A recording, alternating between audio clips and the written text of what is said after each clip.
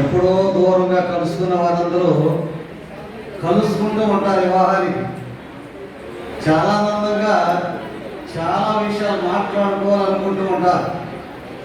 కానీ ఇప్పుడు మాట్లాడుకోవడానికి అవకాశం కొంచెం తగ్గించండి. భోజనం చేసే సమయాల్లో మాట్లాడుకునే సమయంలో కొద్ది నిమిషాలు మీరు ఓపిక ఉంటే ఈ యొక్క వివాహం అనేది మరి మనం జరిగించడానికి, క్రమంగా కొనసాగించడానికి మరి మీరు మాకు సహకరించిన వారు అవుతారు. మరి వివాహం మా అందరికి ఇష్టమే అని అందరూ కూడా అంగీకరించారు. ఈరోజు మరి రమేష్ అలాగే నాగ మౌలిక స్వాతి యొక్క వివాహ కార్యక్రమాన్ని జరిగించడానికి మనందరం బాధ్యత కలిగి, భారం కలిగి మరి స్థలానికి వచ్చి ఉన్నాం. దేవుని యొక్క కృపా శక్తిని బట్టి మరి బాల్యకాలంలో దేవుడు వీరిని కాపాడారు. యవన కాలంలో కూడా ప్రభువాన్ని కాపాడారు. ఈరోజు పెరుగుదలలో కూడా దేవుడు కాపాడి దాంపత్యంలో జీవితంలో జీవించడానికి దేవుడు వీరిని ఆశీర్వదిస్తూ ఉన్నాడు. భూలోకంలో ధన్యత కలిగిన ధన్యతల్లో, ఆశీర్వాదకరమైన ఆశీర్వాదాల్లో వివాహం అనేది చాలా ఆశీర్వాదకరమైన విషయం. ఇది దేవుడు ఆశీర్వదించిన విషయం. ఎందుచేతంటే ఎన్ని ఉన్నా ఏది ఉన్నా సమస్తము సంపాదించిన మానవునికి ఒక తృప్తి, ఒక సంతోషం, ఒక ఆనందం కలిగి ఉండాలంటే ఇద్దరు కలిసి ఉండటం అనేది, జతపరచబడటం అనేది దేవుడు మరి ఏర్పాటు చేసిన గొప్ప మహిమ కలిగిన కార్యం.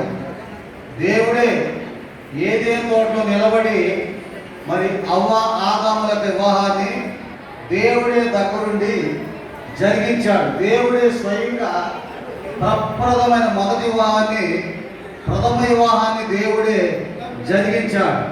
దేవుడే మరి మానవుడిగా భూలోకంలో జన్మ ఉంది, భూలోకానికి వచ్చి మొట్టమొదటిగా వివాహ కార్యక్రమానికి మరి హాజరయ్యారు. ఆ వివాహ కార్యక్రమంలో పెద్ద లోటు, ద్రాక్షరసం. యూదులు సాంప్రదాయం వివాహ విధుల్లో ద్రాక్షరసాన్ని ఏర్పాటు చేస్తారు. మన సాంప్రదాయం ఏంటంటే బిర్యానీ, పలావులు మరి అలాంటి స్థితిలో మనం కలిగిస్తూ ఉంటాం. వారి ద్రాక్ష వివాహ కార్యక్రమంలో, ఆ విందు కార్యక్రమంలో ఆ ద్రాక్ష రసం అయిపోయిన సమయంలో దేవుడు మరి ఆ మానవుడుకున్న దేవుడు నీటిని రంగుగా మార్చాడు, రుచిగా మార్చాడు, ద్రాక్ష రసముగా మార్చాడు. కనుక దేవుని యొక్క అద్భుత కార్యం చాలా ఆశ్చర్యకరమైన గొప్ప దేవుని విషయం. మన పూర్వకాలంలో రకరకాల వివాహాలు జరిగించారు. ఎలాంటి వివాహాలంటే బ్రాహ్మణ వివాహం, అసురమ వివాహము, హర్షమ వివాహము, రాక్షసమ వివాహము, పైశాసిమ వివాహము, గాంధర్వ వివాహాలు జరిగించారు. కనుక రకరకాల వివాహాలు జరిగించారు. వాటిలో క్రమం అనేది లేని పరిస్థితి. అయితే క్రైస్తవ వివాహంలో ఒక క్రమం ఉంది, ఒక పద్ధతి ఉంది. ఏ క్రమం, ఏ పద్ధతి అంటే కనుక ఒంటరిగా ఉండటం చాలా మంచిది అన్నాడు. కనుక ఒంటరిగా ఉండటం చాలా సమస్యలు ఎదుర్కొంటారు, కనుక చాలా అవమానాలు ఎదుర్కొంటారు. కనుక ఒంటరిగా ఉండకుండా వివాహం చేసుకునటం అది ఆశీర్వాదకరమైన విషయం అన్నాడు. కనుక వివాహం కోరుకున్న తర్వాత విడిపోవడం అనేది కోరుకోకూడదు. కనుక విడిపోవడం అనేది మన స్వాధీనం లేదు. విడిపోవడం అనేది దేవుడికి ఇష్టమైన కార్యం కాదు. ఒకవేళ విడిపోవడం అనేది జరిగితే మళ్ళీ వివాహాన్ని నువ్వు కోరుకోకూడదు అని క్రైస్తవ దేవుని చట్ట ప్రకారంగా వివాహం చేసుకునడమే మేలు. ఒకవేళ వివాహం చేసుకుంటే విడిచిపెట్టవద్దు. ఒకవేళ విడిచిపెడితే మొదటి వివాహానికి వెళ్ళకూడదు అని దేవుడు ఖండితంగా బైబిల్ చట్టంలో ఆజ్ఞ జారీ చేశాడు. దేవుని యొక్క కృపను బట్టి, దేవుని యొక్క మహిమను బట్టి వివాహం అన్ని విషయాల్లో ఘనమైనదిగాను, ప్రేమ కలిగినదిగా దేవుడు స్థిరపరిచాడు. ఎందుచేతంటే మట్టి కలిస్తే ఇటుకరాయి అవుతుంది, ఇటుకరాయి కలిస్తే గోడ అవుతుంది, గోడ కలిస్తే ఇల్లు అవుతుంది. ఇంటిలో స్త్రీ పురుషుడు కలిసి ఉంటేనే అది ఆనందం, సంతోషం, అది దీవెన. ఎందుచేతంటే ఇంటికి దీపం ఇల్లాలు అన్నారు, ఆలు మగలు అన్నారు, స్త్రీ పురుషులు అన్నారు, భార్య భర్త అన్నారు. అంటే భార్యనే ప్రథమ స్థానముగా దేవుడు ఏర్పాటు చేశాడు కనుక పాలించడం అనేది పురుషుడు ఆధీనంలో ఉన్నది. కానీ ఇంటిని చక్కదిద్దడంలో కానీ, ఇంటికి మర్యాదించడంలో కానీ, వచ్చిన వారిని పరామర్శించడంలో కానీ అది ఆ స్త్రీ చేతుల్లోనే, స్త్రీ ధర్మంలోనే ఉందని దేవుడు మనకు చక్కని అనుభూతిలో దేవుడు కలిగించాడు. ఒక సందర్భంలో చర్చి పని చేస్తా ఉన్నాం. ఇల్లు ఒక చోట, చర్చి ఒక చోట. ఈ చర్చి పని చేస్తున్న సమయంలో చాలా పరిస్థితి ఆకలి వేసే పరిస్థితులు ఉన్నప్పుడు ప్రక్కన ఇంటి యజమానుడు ఏ రోజు కూడా మీరు మంచినీళ్ళు త్రాగుతారా, లేకపోతే మీరు ఆహారం తీసుకుంటారా, మీకు టిఫిన్ పెట్టమంటారా అన్న పదజాలాలు ఎప్పుడు కూడా వినపడలేదు. కానీ ఆ ఇంటి స్త్రీ మాత్రం నీటి తప్పికి తెచ్చడానికి నీరు దయచేయడం, ఒకవేళ మీకు భోజనం తక్కువ లేటుగా వచ్చింది కనుక మీకు భోజనం సదుపాయం చేస్తాను అని, అంకులు మీకు భోజనం సదుపాయం చేస్తానని మర్యాద, అలాంటి క్రమం అది స్త్రీ చేతిలోనే దేవుడికి ఇచ్చిన గొప్ప విషయం. ఎంత సంపాదించినా, ఎన్ని ఆస్తులున్నా, ఎంత కనపరచబడినా ఇంటి ఇల్లాలు లేని లోటు చాలా, అది లోటుగానే కనిపిస్తూ ఉంటుంది. అందుచేతనే దేవుని యొక్క ఉద్దేశంలో భర్త భార్య అని దేవుడు చక్కని పదజాలను విధించాడు. భర్తనుగా భరించేవాడు, రమేష్, భరించేవాడు అంటే ఏదైనా భరించాలి, ఎలాంటిదైనా భరించాలి, ఎలాంటి సమస్య వచ్చినా భరించాలి, ఎవరు ఏదైనా చెప్పినా భరించాలి. చక్కగా ఎవరన్నా కుటుంబాల్లో, పచ్చని కుటుంబాల్లో చిచ్చులు పడటానికి ఏదేదో వర్ణిస్తూ ఉంటారు, కవిత్వాలు ప్రయోగిస్తూ ఉంటారు. కానీ ఆ సమయంలో ఏది విన్నా, ఏది సంభవించినా, ఎలాంటిది వచ్చినా కూడా తోటి సహాయకురాలు కనుక ఒక సైకిల్ వాహనం ముందు చక్రం అనేది వెనక చక్రాన్ని ఎలా లాక్కుపోతుందో అలాగూ వెనకున్న భార్యని లాక్కుపోవడం పురుషుడి చేతిలో అది ఉంది కనుక భర్త అనగా భరించేవాడు అనగా ఏదైనా భరించాలి, ఎలాంటిదైనా భరించాలి. అలా భరించగలిగినప్పుడే ఆ కుటుంబంలో ఏది లోటు లేకుండా పరలోకము స్వర్గం ఏదో ఉందనుకుంటారు. కానీ ఆ పరలోకం స్వర్గం అనేది ఆ ఇంటిలోనే, ఆ కుటుంబంలోనే, ఆ సంసారంలోనే అది ఉంటుంది. భరించడం అనేది పురుషులు నేర్చుకోవాల్సిన గొప్ప బాధ్యత కలిగిన అనుభవం. భరించడం అనే దానిలో వాళ్ళు కొనసాగించినప్పుడు ఎలాంటిదైనా ఎదుర్కోగలరు, ఎలాంటి సమస్యలైనా అది సునాయాసంగా దాని కింద పొందగలరు. అదే రెండవ విషయం భార్య. ఇప్పుడు ఆ యొక్క నాగమౌనిక స్వాతి భార్యగా ఆ యొక్క దేవుడు ఏర్పాటు చేస్తున్నాడు. ఇప్పటి వరకు కన్యకగానే ఉంది కనుక ఒక బాధ్యత లేని స్త్రీగా నిలబడింది కనుక ఏదో తల్లి తండ్రి ఏదో పోషిస్తున్నారని ఒక భారం లేకుండా జీవించింది. కానీ ఈ రోజు నుంచి భార్య అనగా భారము మోయాలి. అది ఎలాంటి భారమైనా సునాయాసనంగా లాక్కెళ్ళాలి. ఇద్దరు వంట చేసుకునే పరిస్థితులు ఉంటాయి. హఠాత్తుగా నలుగురు వచ్చిన ఆతిథ్యం ఇవ్వాలి. అవసరమైతే 10 మంది వచ్చిన ఆతిథ్యం ఇచ్చే భారం మోసే స్త్రీగా ఆ ఉన్నప్పుడు ఆ ఇల్లు ఎప్పుడు కూడా కళకళలాంటి ఇంటికి దీపం ఇల్లాలన్నారు. ఇంట్లో దీపం లేకపోతే ఇల్లు ఎలా చీకటి ఉండదో అలాగే ఇల్లాల లేని జీవితం ఆ కుటుంబంలో చంద్రవందరుగా ఉంటుందని మనందరికీ తెలిసిన విషయమే.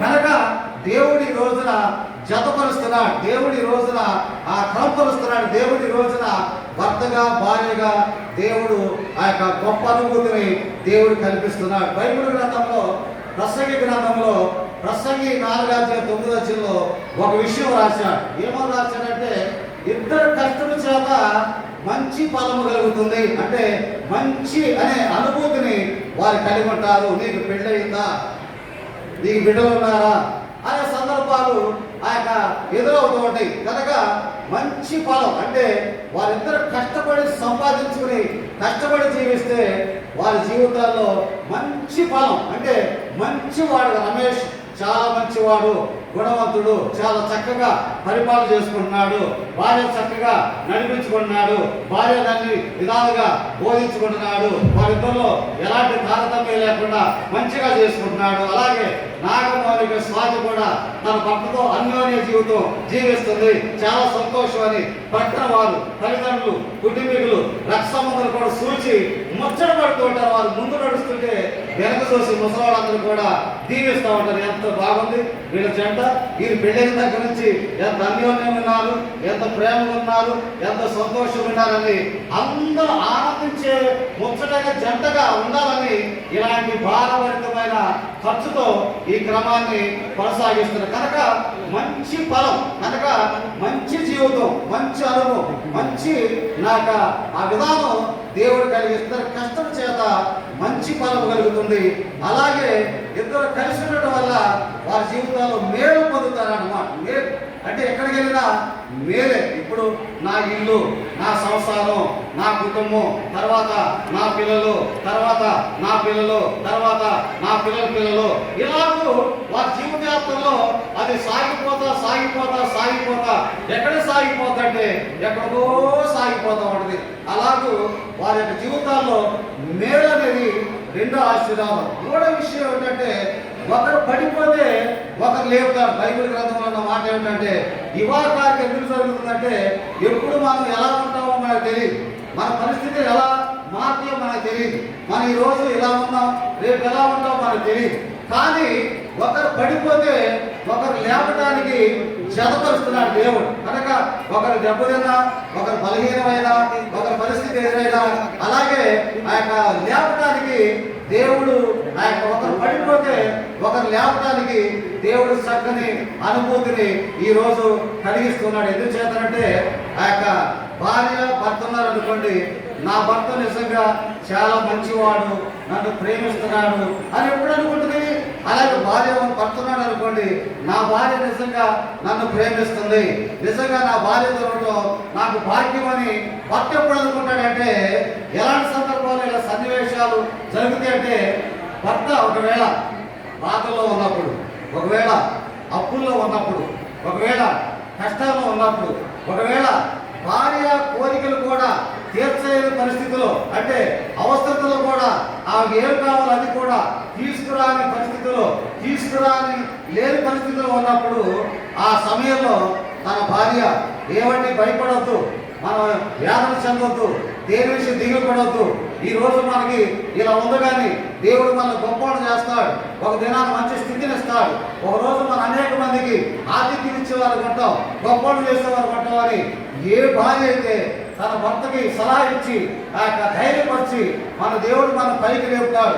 ఎవరి మీద ఆధారపడద్దు, మీ తల్లిదండ్రుల మీద కానీ మా తల్లిదండ్రుల మీద కానీ ఆధారపడకుండా మన స్వశక్తితో ఇద్దరు కష్టపడి పనిచేస్తున్నామని ఏ భార్య అయితే భర్తకు సలహా ఇచ్చి అతనిలో వేదన కలిగిస్తుందో అతను నిజంగా అతను ఎక్కడికి వెళ్ళినా, ఆఫీసులో ఉన్న, వ్యాపారం చేసినా, ఉద్యోగం చేసినా, కూలి పని చేసినా, ఇక దేవుని పరిశీలన చేసినా, ఏది చేసినా కూడా నా భార్య దొరకటం నేను భాగ్యవంతుడిని, నేను చెప్ప గొప్పవాడిని, నా భార్య చాలా భాగ్యవంతుగా నాకు దొరికిందని ఎల్లవేళలో కూడా 99 బాధలు మర్చిపోయి ఆ ఒక 10% బాధను కూడా ఎదుర్కోగలడు. కనుక నిజంగా నా భార్య నన్ను ప్రేమిస్తుంది అనుకుంటాడు. దేవుని స్తోత్రం, దేవుని స్తోత్రం. మరి నా భర్త ప్రేమిస్తున్నాడు అని స్త్రీ ఎప్పుడు అనుకుంటుంది? నిజంగా నా భర్త నాతో ఉండడం నాకు భాగ్యం ఎప్పుడు అనుకుంటుందంటే స్త్రీ కూడా తన అనారోగ్యం వచ్చినప్పుడు, ఇంటి పని చేయలేనప్పుడు, కనీసం ఆ ఇంట్లో వంట కూడా చేయలేని పరిస్థితిలో దిగజారిపోయినప్పుడు ఆ సమయంలో భర్త కూడా చేదోడు వాదోడు ఉండి అతను కూడా సహకరించి నీకు ఆరోగ్యం దేవుడు ఇస్తాడు, పర్వాలేదు, ధైర్యం ఉండు అని ఓదారుస్తూ, ధైర్యపరుస్తూ, సహకరిస్తూ సేవ చేస్తూ ఉంటాడో ఆ సమయంలో నిజంగా నా భర్త దొరకటం, నా హార్ట్, నా హృదయంలో అతనికి స్థానం ఉంది. నా భర్త లాంటి భర్త, గొప్ప భర్త, నా దేవుడిచ్చిన భర్త అని భార్య కూడా భర్తను కొనియాడుతుంటుంది. వారి మధ్యలో ఎటువంటి విరోధ భావాలు కూడా రాకుండా కాపాడు. అందుకనే ఒకరు పడిపోతే మరొకరు లేపడానికి వివాహ కార్యక్రమం సిద్ధం చేశారు. 4వ విషయం ఏంటంటే ఇద్దరు కలిసి ఉండడం వల్ల వెంట కలుగుతుంది. వెంటనగా వేడి, వేడనగా పరిశుద్ధాత్మ. కనుక 4వ ఆశీర్వాదం ఏమిటంటే దేవుడే పరిశుద్ధాత్ముడే వీరు నడిపిస్తాడు, సలహా ఇస్తాడు, ధైర్యపరుస్తాడు, స్థిరపరుస్తాడు. ఐదో విషయం ఏమిటంటే, ఒకవేళ ఈ ఒంటరిగా ఉండటం చూసి శత్రువు ఎదుర్కొని పోరాడితే ఇద్దరు కలిసి శత్రువుని ఎదుర్కొంటారు, శత్రువుతో పోరాడతారు, తనక సమస్యలతో పోరాడతారు, పిశాచులతో ఎదుర్కొంటారు అని దేవుని యొక్క మ్యారేజ్ అనే కొత్తలో ఒక సన్నివేశం చెప్తున్నారు. మ్యారేజ్ అనే కొత్తలో నాకు ఒక కళ కనిపించింది. కళ ఏమిటంటే, నా భార్య ఇంట్లో ఉంది, నేను బయట నుంచి లోపలికి వెళ్తా ఉన్నా. వెళ్తున్న సమయంలో లోపల నుంచి పుట్టుకుంటూ బయటకు వచ్చా. ఏమిట్రా, నేను బయట ఉంటే నా భార్య లోపల ఉంటే నువ్వు లోపల ఉన్నావు ఏంటి అని బొమ్మ దగ్గర అడిగితే వాడు అంటాడు, నీకు మ్యారేజ్ అయింది 2 నెలల క్రితమే, కానీ నాకు నీ భార్య పుట్టిన తర్వాత పుట్టగానే నాకు భార్య అయింది. నీ భార్య పుట్టిన దగ్గర నుంచి నాకు భార్య ఉంది అని ఆ సాతాను పిశాచి మాట్లాడాడు. అప్పుడు ఆ దర్శనం, ఆ కళ భార్య చెప్పి ఇద్దరం కలిసి ప్రార్థన చేయడం వల్ల మా ఇంట్లో ఉన్న పిశాచి వెళ్ళిపోయాడు. మా జీవితాల్లో చాలా ఆనందం, సంతోషం కలుగుతుంది. కనుక పిశాచి కనుక మనుషులు కొద్దిగానే పోరాడతారు, కానీ పిశాచులు, లోకంలో ఉన్న పిశాచులు, చీకటి శక్తులు ఇద్దరు భార్యాభర్తలు కలిసి ఉండటం ఓర్చుకోలేడు. కనుక మనస్పర్ధలు పెడతాడు, అనుమానాలు పెడతాడు, కోపాలు పెడతాడు, ఉద్యోగాలు పెడతాడు.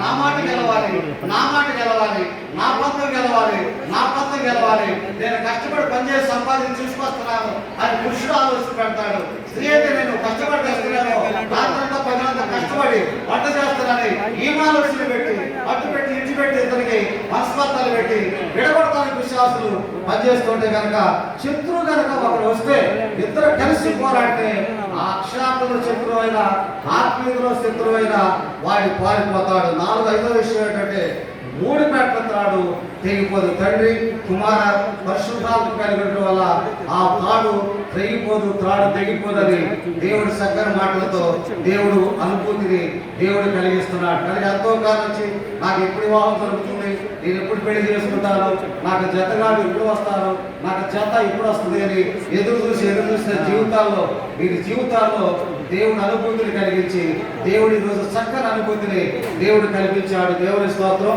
యువా కార్యక్రమం ఎలా దయచేసి వారిద్దరు నిలబడవలసిందిగా యువా కార్యక్రమం ముందుకు సాగుతాం. ఆ యొక్క చెప్పులు షూలు విడిచిపెట్టేసి వడదీసి వెనక జరిపిస్తే మరి కార్యక్రమం జరిపిస్తాం. దేవుడి యొక్క కృపను మనం అందరూ చేతులు ఎత్తినప్పుడు పాస్టర్ గారు ఏమన్నారంటే,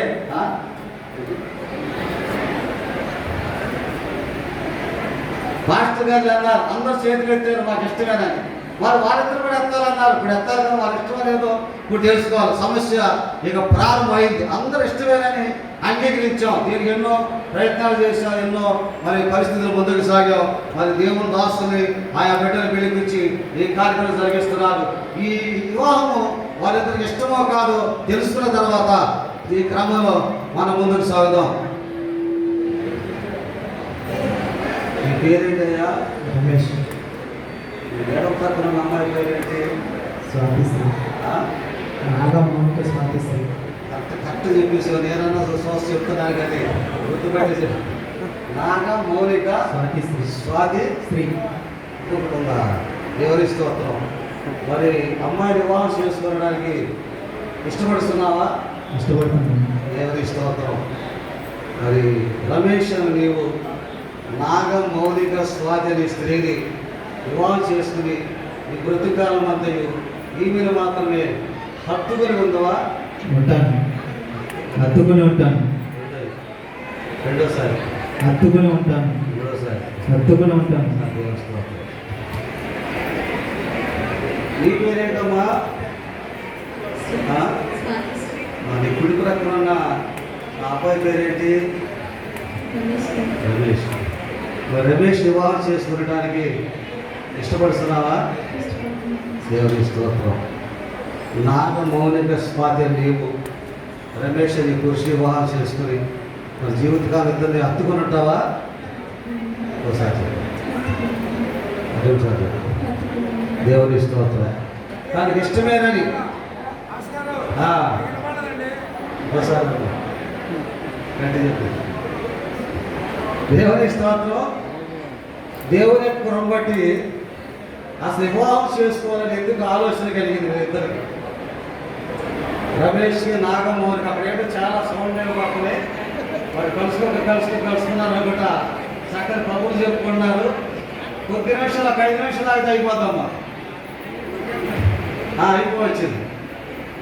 ఎందుకు వివాహం చేసుకోవాలని ఆలోచన వచ్చింది అసలు రమేష్కి, అలాగే నాగమౌళిక స్వాతికి వివాహం మీద ఎందుకు ఆలోచన? చక్కని ఉద్యోగం చేసుకుంటున్నాడు, చక్కని మరి అమ్మాయి కూడా తల్లిదండ్రులు మరి అన్ని రకాలుగా తీసుకొస్తే పూజిస్తూ ఉన్నారు, కొనసాగిస్తున్నారు. మరి ముందు రమేష్ చెప్పాలి ఎందుకు వివాహం చేసుకోవాలని ఆలోచన వచ్చిందో, చెప్పిన తర్వాత కార్యక్రమం ముందుకు సాగుదాం. ఇరు కుటుంబాల్లో తల్లిదండ్రులు రెడీగా ఉండవలసిందిగా కోరుతున్నాం. పెళ్లి కుమార్తె తరపున మరి చేతులు అందించడానికి మరి రెడీగా ఉండవలసిందిగా కోరుతున్నాం. దండలు ఆడే ఉన్నాయి, వెనకాలే ఉన్నాయి దండలు. చెప్పాలి. నా భార్యని ప్రేమించడానికి ఇప్పటి వరకు ఎదురుగా ఉన్నాను కాబట్టి పెళ్లి కావాలి కాబట్టి అది దేవుని స్తోత్రం. ఎన్ని పెళ్ళిళ్ళు చూసాడు పాపం. నా పెళ్ళి కూడా ఉంటుంది, నా పెళ్ళి చూసి దేవుడు ఆ కోరిక నెరవేర్చేసాడు. దేవుని స్తోత్రం. మంచి బిర్యానీ ఉంది కింద, ఏం భయపడాల్సిన పని లేదు. దేవుడు చాలా సంతోషకరమైన విషయం.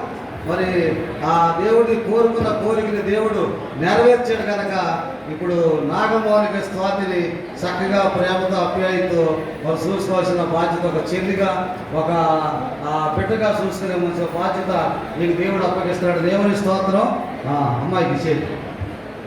మరి నీకెందుకు ఆలోచన కలిగిందో వివాహం చేసుకోవాలని? ఈ పక్కన పార్టీ మాస్టర్ గారు చెప్పచ్చు, కూర్చోబెట్టినందుకు.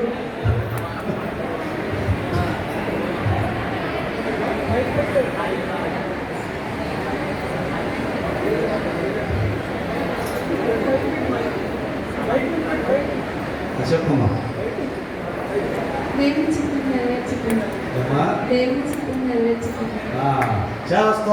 చాలా సంతోషకరమైన విషయం. దేవుని స్తోత్రం, దేవుని స్తోత్రం.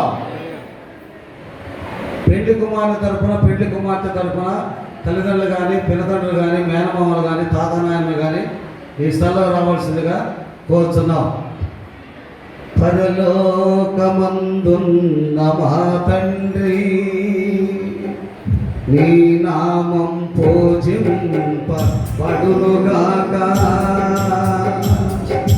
నీ రాజ్యమొచ్చుగాక. కూర్చోండి. పరలోకమందున్న మా తండ్రి, నీ నామం పూజింపబడునుగాక, నీ రాజ్యమొచ్చుగాక, నీ చిత్తం నెరవేరునట్లుగా. రాజా ఓ రాజా, మా రాజా యేసు రాజా, రాజా ఓ రాజా, మా రాజా యేసు రాజా. పరలోకమందున్న మా తండ్రి, నీ నామం పూజింపబడునుగాక, నీ రాజ్యమొచ్చుగాక, నీ చిత్తం నెరవేరునట్లుగా. రాజా ఓ రాజా, మా రాజా యేసు రాజా. మాకు కావలసిన ఆహారం దయచేయుము, నీకు తప్పదిక్కెవరు వేళలో. మాకు కావలసిన ఆహారం దయచేయుము, నీకు తప్పదిక్కెవరు వేళలో. మహిమలో కూడా విరుగలేదురా, మహిమలో కూడా విరుగలేదురా. రాజా ఓ రాజా, మా రాజా యేసు రాజా, రాజా ఓ రాజా, మా రాజా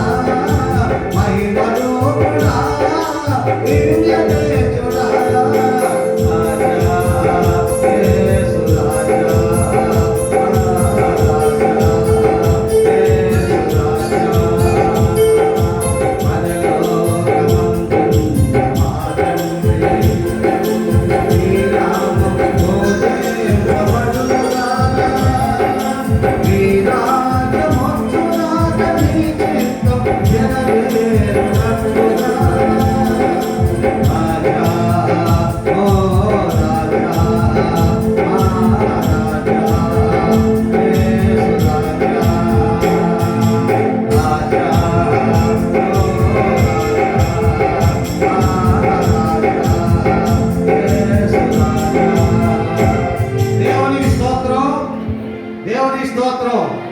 ఒక ఇన్సిడెంట్ చెప్పి నేను నాకు కార్యక్రమం ముందుకు సాగుతాను. నాకు 2 పాపలు 2 బాబులు. అయితే అందరికి వివాహాలైంది. మరి 7 మనవడు మనవరాళ్ళు. దేవుడి కృపను బట్టి మా పెద్ద పాప మ్యారేజ్ అయినప్పుడు కాపురాన్ని పంపించే సమయంలో ఆమె దుఃఖం ఆపుకోలేక ఇప్పటివరకు తల్లిదండ్రులు సమక్షంలో జీవించిన ఆమె లాస్ట్గా ఆ కాపురానికి వెళ్ళే టైంలో 2 కాళ్ళు పట్టుకుని ఆఖరి ఒక్క మాట చెప్పు డాడీ అని నన్ను. ఆఖరిగా నీ ఒక్క మాట, ఎన్నో మాటలు నేను విన్నాను, ఎన్నో విషయాలు చెప్పాను. కొత్త కాపురంలో అడుగు పెడుతున్నాను, భర్తతో సంసారం చేయడానికి వెళ్తున్నాను. ఒక్క మాట నాకు, ఆఖరిగా ఒక్క మాట నాకు ఆజ్ఞ జారీ చేయి అని ఏడుస్తున్నప్పుడు నేను ఒక్క మాట అన్న. ఏమన్నానంటే, ఇప్పటి వరకు ఎంత కష్టపడినా, ఎంత ఉద్యోగం చేసినా, ఎంత వ్యాపారం చేసినా ఆ గుప్పుడు వెతుకుల కోసమే మన జీవితాంధ్ర. అయితే ప్రతి ఒక్కరు కూడా ధనవంతుడైనా, పేదవాడైనా, ఉద్యోగస్తుడైనా, ఎవరైనా ఆహారం లేని జీవితం అది లోటే. కనుక దేవుడు ఇప్పటి వరకు నేను పుష్కలంగా కాపాడి కొత్త కాపురకు అడుగు పెడుతున్నాడు. కనుక ఎప్పుడు 4 ఉల్లిపాయలు, 4 కోడిగుడ్లు ఎప్పుడు రెడీగా ఉంచుకో. నీ తండ్రి తరపు వారు వచ్చినా, నీ భర్త తరపు వారు వచ్చినా, ఎవరు వచ్చినా నీ తండ్రి తరపు వారిని ఏ భావంతో, ఎలా మనసుతో, ఎలా ఆశతో, ఎలా సంతోషంతో నువ్వు చూస్తున్నావో, నీ మామ తరపున వచ్చిన వారు కూడా, అత్త తరపున వచ్చిన వారు కూడా అలాగే నువ్వు చూసినప్పుడు నీ జీవితం ధన్యమవుతుంది, నీ కుటుంబం మేలుకరబడుతుంది. నీ బిడ్డల్ని, గొప్ప అవసరం బిడ్డలను కూడా దేవుడు ఆస్వాదిస్తాడు. నేను నేర్చుకున్న పదం అదే. ఎవరు వచ్చినా ఆకలితో వచ్చినప్పుడు ఆతిథ్యం ఇచ్చి వారు ఆకలి తీర్చి పంపిస్తే అదే నీ కుటుంబానికి దీవుల వారు వీరు అనే సందర్భం కాదు. ఎవరు నీ ఇంటికి వచ్చినా కూడా ఇది మర్చిపోకుండా జీవించినంత కాలం నీ జీవితంలో దేవుడు స్త్రీగా నిన్ను పుట్టించాడు. కనుక ఆతిథ్యం అనేది దేవుడు నీ ద్వారా ఇవ్వడానికి దేవుడు సమకూర్చాడు. కనుక నా ఆకలి మాట ఇదేనని దీవించి పంపించేది. దేవుని స్తోత్రం, దేవుని స్తోత్రం. ముందు బైబిల్ పెట్టేసి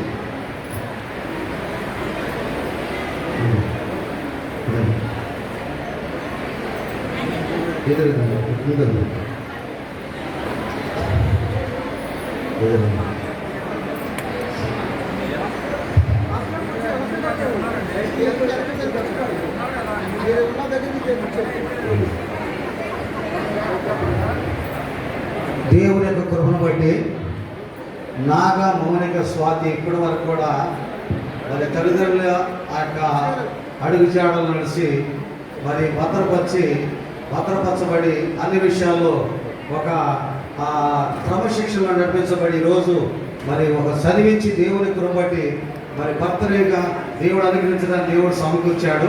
ఇప్పటి వరకు కూడా ముసుగుతూ ఉన్న ఆమె జీవితాల్లో ఈ రోజు నుంచి ఒక స్వతంత్రాలుగా, ఒక హక్కుదారాలుగా, ఒక బాధ్యత కలిగిన స్త్రీగా దేవుడు మలచడానికి, ఈరోజు ఆ యొక్క ముసుగు తీసివేయటానికి రమేష్ గారిని దేవుడు భూలోకంలో దేవుడు అనుగ్రహించిన విధానాన్ని బట్టి ఇప్పుడు రమేష్ గారు 2 చేతులతో ఆ ముసుగు తీసివేస్తుండగా దయచేసి 2 చేతులు ఉన్న వారందరూ కూడా ఓపుకున్నంత చప్పట్లు కొట్టవలసిందిగా కోరుతున్న దేవుని స్తోత్రం.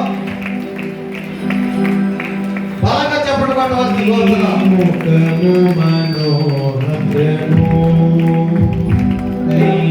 ఈశ్వరము మాధుర్యము, నీ పాదాలు అపరంజిమయము, నీ ముఖము మనోహరము. ఈశ్వరము మాధుర్యము, నీ పాదాలు అపరంజిమయము, నీ పాదాలు అపరంజిమయము.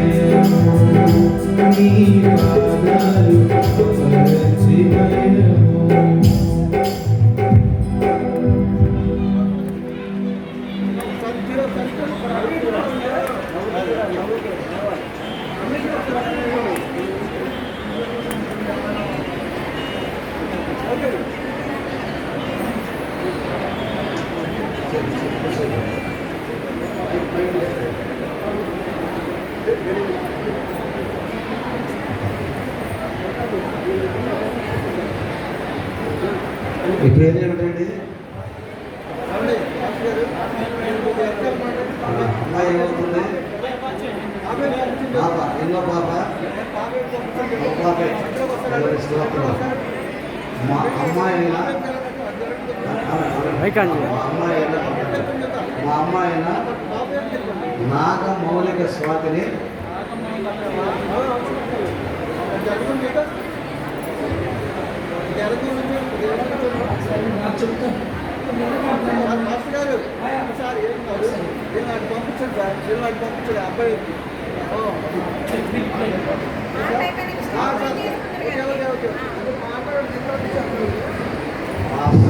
హలో మా అమ్మాయిన మా అమ్మాయి అయిన నాగ మౌలిక స్వాతిని నాగమౌలిక స్వాతిని ఇప్పటివరకు ఇప్పటివరకు ఆదరించాము.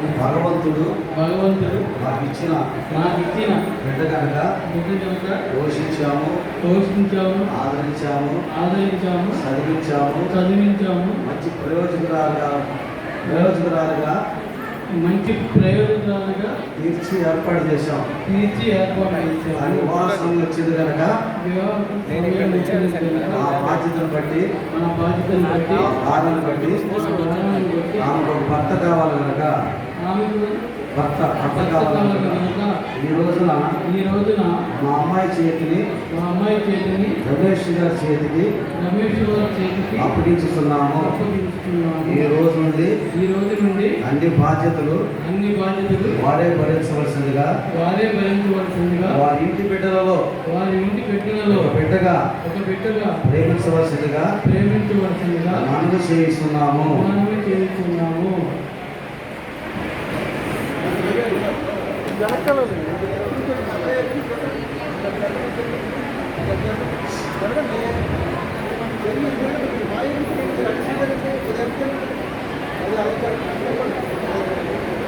మీరు చెప్పండి, మీ పేరు ఏంటండి? మీ పేరు అబ్బాయి పేరు రమేష్. మీరు చెప్పిన మాటలన్నీ మీరు చెప్పిన మాటలన్నీ విన్నాం. ఈ రోజు నుంచి మా ఇంటి కోడలుగా స్వాతిని ఏర్పాటు చేసుకుంటున్నాం. మా పిల్లలలో ఒక బిడ్డగా భావించి అన్ని బాధ్యతలు మేమే భరిస్తామని ప్రేమపూర్వకంగా మనవి చేస్తున్నాను. ఆమేన్.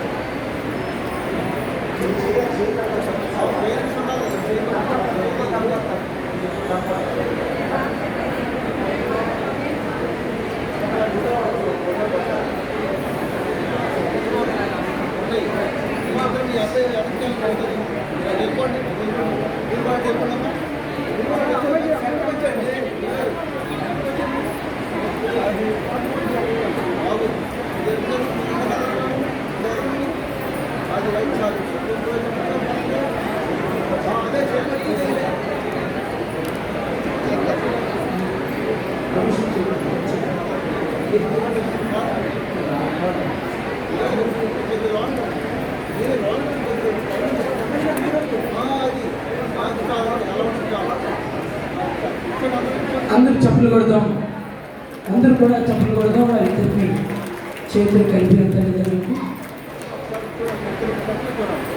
స్వాతి రమేష్